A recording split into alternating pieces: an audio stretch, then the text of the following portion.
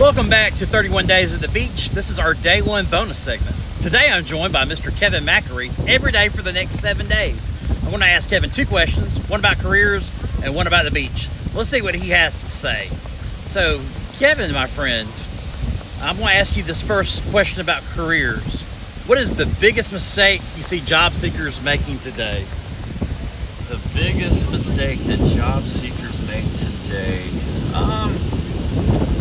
I would say not staying consistent in the job search.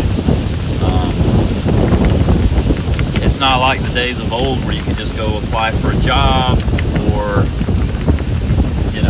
get maybe somebody to get you on somewhere. That this is like almost a job in itself to get a job.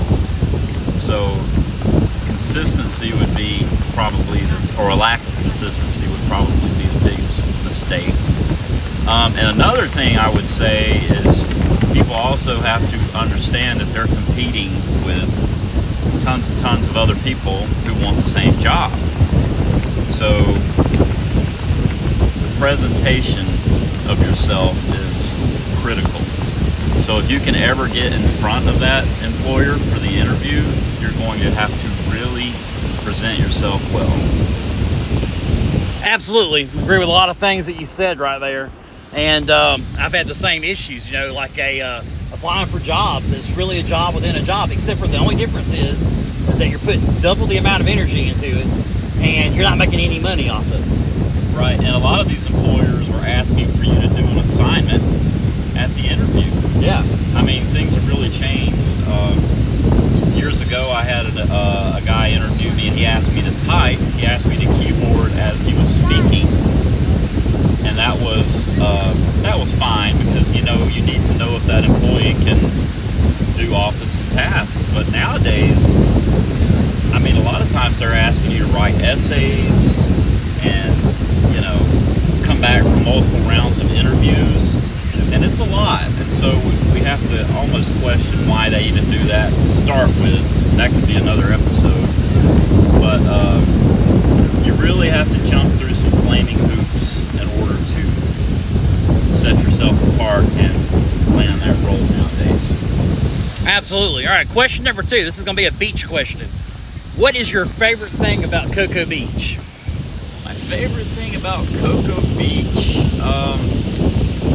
I actually came over here from a different direction this time, so I actually got to drive northbound on A1A, and it had a really good vibe, like in the downtown section I had not seen before. I mean, you could hear live music. I mean, that's typical of a lot of beaches, but it just seemed like a lot of people were out enjoying themselves and everything like that. But then if you look around, you could pan the camera around and see that people are having a good time, but it's not super crowded like as if you went to Daytona, Miami Beach, Panama City. So it's got a good mixture of still being fun but not overcrowded. Agree with that as well. I've been coming to Cocoa Beach for 12 years now. So, and I actually live about 45 minutes down the coastline at McElreath. Yeah. And a little background on Kevin. Kevin is my cousin, and he is not from Athens, Georgia, but he's from a town called Danielsville, Georgia, which is about, 30 minutes from Athens? Yeah. So he's kind of an Athens local himself, but he moved down here, so he likes it. I don't think he'll ever come back to Georgia again. Probably not. And my hope is, I can continue to work remotely. I work in the clinical trial space, so we do business development for companies in that space that are trying to get, contracts with pharmaceutical companies and things like that. So, when you work remotely, that's something I've always wanted to do. But if you can ever achieve that, then you can live anywhere you want to live. Absolutely. Well, it's a great interview with Mr. Kevin McElreath. Follow us on day 2 when we ask him more questions.